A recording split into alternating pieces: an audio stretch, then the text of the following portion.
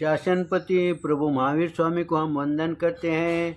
सभी गुरु भगवंतों को तिकोतों के पाठ से वंदन करते हैं।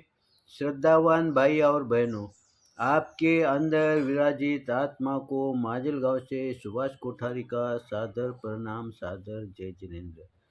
उत्तराध्ययन सूत्र के चौथे अध्ययन पर ये मेरा तीसरा वीडियो है।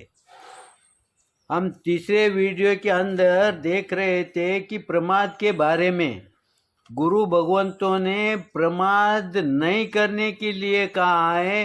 प्रमाद से क्या क्या हानि होती है इसका वर्णन इस चौथे अध्ययन में कहा है।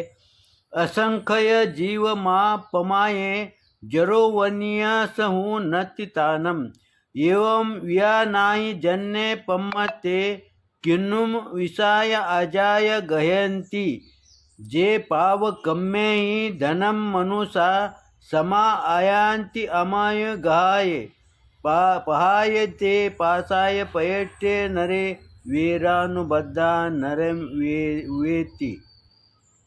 गुरु भगवंतों ने चौथे अध्ययन के अंदर दूसरे गाथा में वर्णन किया है।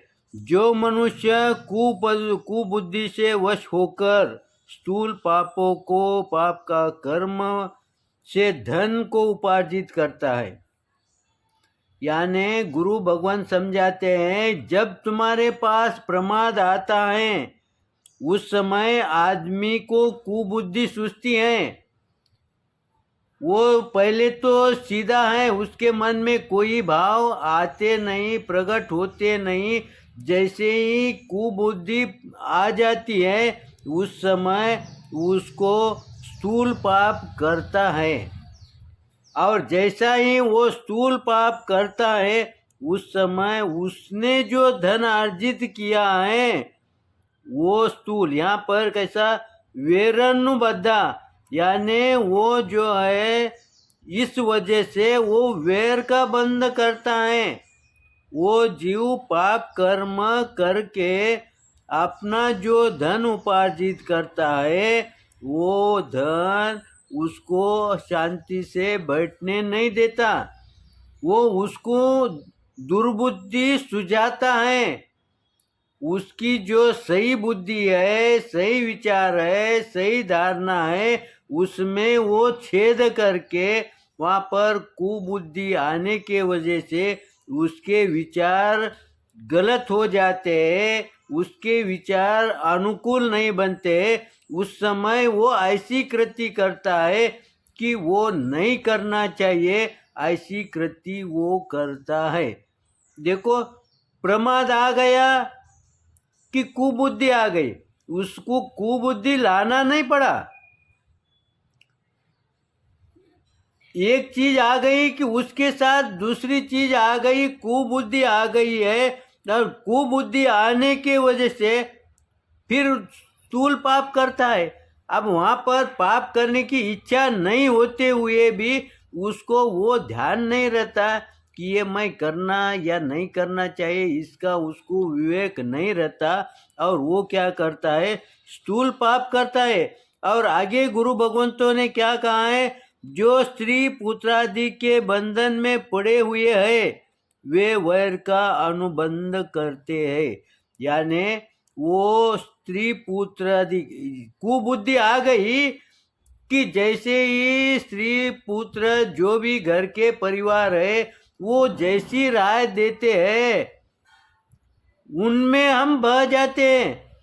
हमारा विवेक यहाँ पर काम नहीं करता है, हम उनके जैसा कहेंगे उस हिसाब से हम चलते हैं, और इससे क्या होता है, वैर निर्माण हो जाता है। वैर निर्माण हो गया कि उसका अनुबंध करके वो कहाँ जाता है, नरक में जाता है। अब नरक में जाता है नहीं जाता है इसका ज्ञान हमें नहीं है, लेकिन इस बात का तो हम ध्यान रखते हैं कि आज के हमारे जो संबंध है वो अच्छे रहेंगे क्या। देखो, एक लाइन कैसा उन्होंने लिया है कि पहले प्रमाद आया, और प्रमाद आ गया कि उसके बाद उनको क्या हो गया, कुबुद्धि आ गई। अब कुबुद्धि लाने के लिए उसको प्रयास नहीं करना पड़ा, उसको कुछ भी प्रयास नहीं करते हुए वो कुबुद्धि आ गई, और कुबुद्धि आ गई कि स्थूल पाप करने लगा। अब यहाँ पर स्थूल पाप करने का भी उसके मन में नहीं था, लेकिन वो ऑटोमेटिक वो उधर प्रवृत्त हो जाता है। सूक्ष्म दोष के लिए हम संसार में बैठे हैं। सूक्ष्म जैसा हम भोजन करते हैं तो जो हम अन्न लेते हैं उसमें भी जीव है, लेकिन ये जीव को हम टाल नहीं सकते हैं। लेकिन जानबूझ के हिंसा नहीं करना है, ये हमारे को ध्यान में है, हमारे को स्मरण है। लेकिन जब वहाँ पर ये कुबुद्धि बोलो, प्रमाद बोलो, ये हावी हो जाते हैं हम पर, तब हमारे को विवेक हमारा चले जाता है। एक चीज आ गई कि एक चीज चले जाती है, तब हमारे को सही अच्छा बुरा सोचने का विवेक नहीं रहता। और अच्छा बुरा सोचने का विवेक नहीं रहने के वजह से क्या होता है, और साथ में हमारे को पुष्टि कौन देता है? परिवार वाले देते हैं। जो परिवार के जो रिश्ते संबंध है, स्त्री कहो पुत्र कहो, ये उनमें प्रवृत्त कर देते हैं। अगर हमारा कर्तव्य यहाँ पर क्या होता है, वो अगर गलत बात सोचते हैं तो उनको सही मार्ग पर लाना ये हमारा कर्तव्य होता है। लेकिन हमारी बुद्धि कुंठित हो जाती है, संकुचित हो जाती है, तब हमारा विवेक जाने के वजह से हम उनके इसमें प्रवृत्त हो जाते हैं। वो जैसा बोले वैसा करते हैं, फिर वो सही करते हैं या गलत करते हैं कहते हैं, इसका हमारे को विवेक नहीं रहता है। और इससे होता क्या है, वैर बढ़ता है। वैरानुबद्धा यानी हमारा वैर बढ़ जाता है। वैर कम करने का हम सोचते हैं, लेकिन एक दोष आने की वजह से दूसरा दोष आ जाता है, दूसरा दोष आने की वजह से तीसरा दोष आ जाते। ऐसे दोषों की श्रृंखला चालू होने के वजह से हमारा वैर जागृत हो जाता है, या वैर हम करते हैं, वैर के अंदर प्रवर्तित होते हैं।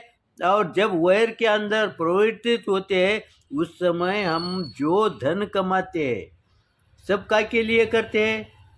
धन कमाने के लिए करते हैं ना। फिर ये जो धन कमाते हैं, ये धन हमारे को सही मार्ग से आया हुआ है क्या? और जो सही मार्ग से धन नहीं आया है, वो हमारे को शांति से बैठने देगा क्या?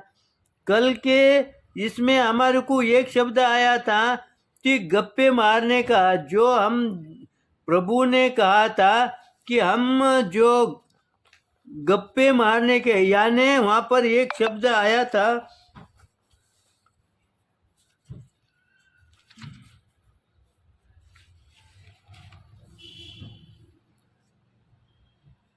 प्रमाद के वश हम क्या करते हैं, गप्पे मारते हैं। लेकिन यहाँ पर उन्होंने वो शब्द मेरे को मिल रहा नहीं है, वहाँ पर वो शब्द आया है,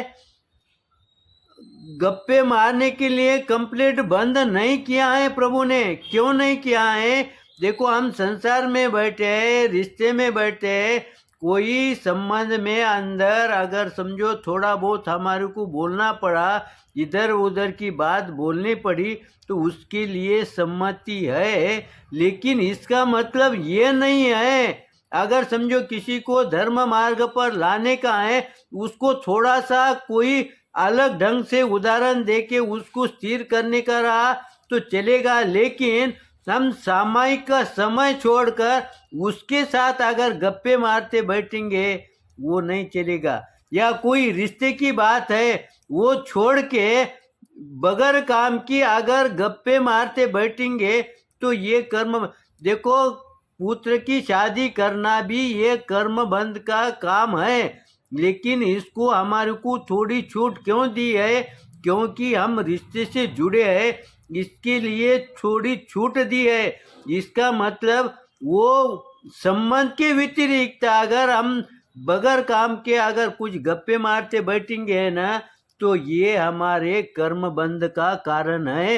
वैसे ही यहाँ पर गुरु भगवंतों ने कहा है कि तुम्हारे पास एक दोष आ गया, कि दूसरा दोष आएगा। और ऐसा इस बात का ध्यान रखे कि दूसरा दोष आ रहा ये हमारे समझ में नहीं आएगा, लेकिन हम वहाँ पर ब्रेक लगाना चाहिए। किस लिए ब्रेक लगाना चाहिए? क्योंकि हमारा वैर भाव जागृत ना हो, नया वैर हम बंधन ना करें। इसके लिए हमारे को जो आवश्यक नहीं है उस पर हम ब्रेक लगाएंगे।